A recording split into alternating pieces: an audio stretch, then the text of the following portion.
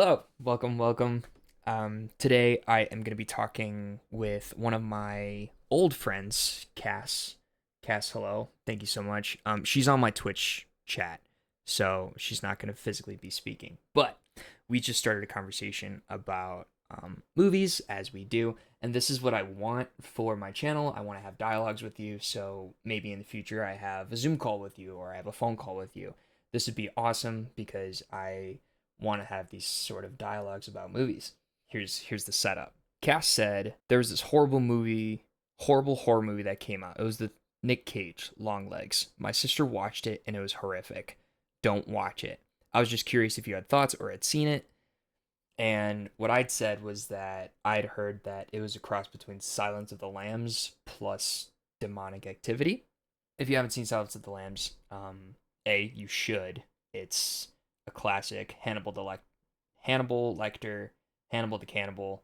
I don't know if kids are even like still aware of that like rhyme, that saying Hannibal the Cannibal. But if you haven't seen it, highly recommend. It's very good, and it is disturbing. So Buffalo Bill is the antagonist. He kills young girls and peels their skin, and then makes himself a bodysuit so that he can be a woman. He wants to cross dress, but in the most extreme way. So it is disturbing.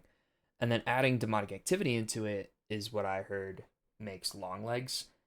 And so Cass said, yeah, dude, yuck, but still, why do they gotta make like demonic stuff? I think horror movies with demonic stuff are just lazy. So that brings us to the crux, to the beginning of this video, why I started recording. Horror movies with demonic stuff are just lazy. I would have to agree because it's at this point like I don't know when the first Exorcist was made. I think in the 70s. So what? That's like 50 years ago now.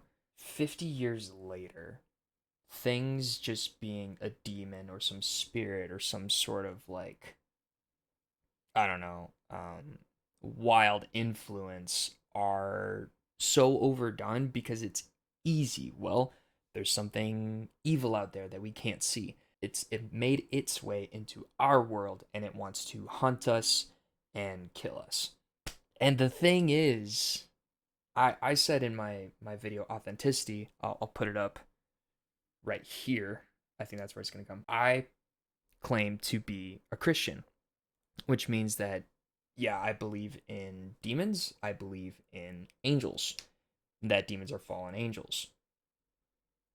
That being said, demons are very real in our world. They do come in. They do infest and they do possess and they are simply malicious. Their whole goal is to destroy everything that God has created. And so yeah, they inhabit dolls, they inhabit pigs, they inhabit people, they inhabit uh random inanimate objects to come after us. And it's so unfortunate, Cass, that the common mindset now is horror movies with demonic stuff are just lazy because that means we're desensitized to it. That means that people are much more likely to invite demonic activity into their lives. So, i.e., the Ouija board. I mean, Ouija board is one of those most iconic demonic items. Annabelle, The Conjuring, Insidious. Like, there's all these like kind of tropes and kind of like icons of demonic activity, and we're not scared of it because I've seen this 1,000 times. So there's parody videos on YouTube, and like I'm sure even a movie has done it because somebody is possessed and they're coming after you. It's like, really, dude? Like you're possessed, you're gonna do the whole like rah, you're gonna do the whole like crawl on the wall. Really? Like I've seen this 10,000 times. You're not freaking me out. So that can make for a really fun parody and a really fun like commentary on demonic movies. But Cass says, so true. They don't see the serious danger in the occult.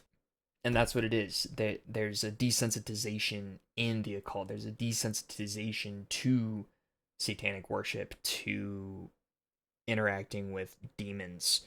The reason that some people are able to be mediums and commune with the dead, the reason that some people are able to like practice voodoo magic and stuff is because they actually have communion with devils, with demons. They actively invite those spirits in and say, I will be your vessel, I will be a vehicle for you.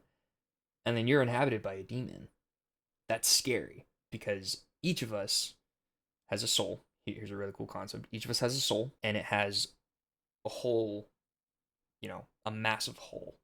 There's a hole inside of us. We're all trying to fill it. Some of you are going out and having sex, trying to fill that hole with sex, this void with sex. Some of you are trying to fill it with alcohol.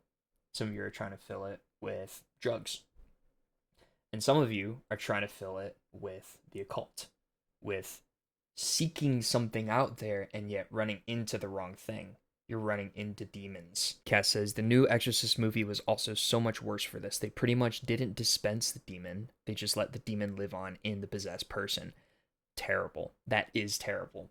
Because, oh my gosh, there's this movie, Nefarious. I believe I spoke on it in a previous stream where there's a prisoner and he's possessed by a demon. And it's cool because it was a biblically based film. So the filmmakers had the prisoner possessed by the demon known as Legion. In the Bible, basically, long story short, Jesus comes across a possessed man living in a graveyard, and he screeches and howls when he sees Jesus coming. And he says, "What do you want with us? Leave us, please." And he's like, "Well, what's going on? What's your name?" And the man says, "Legion, for we are many."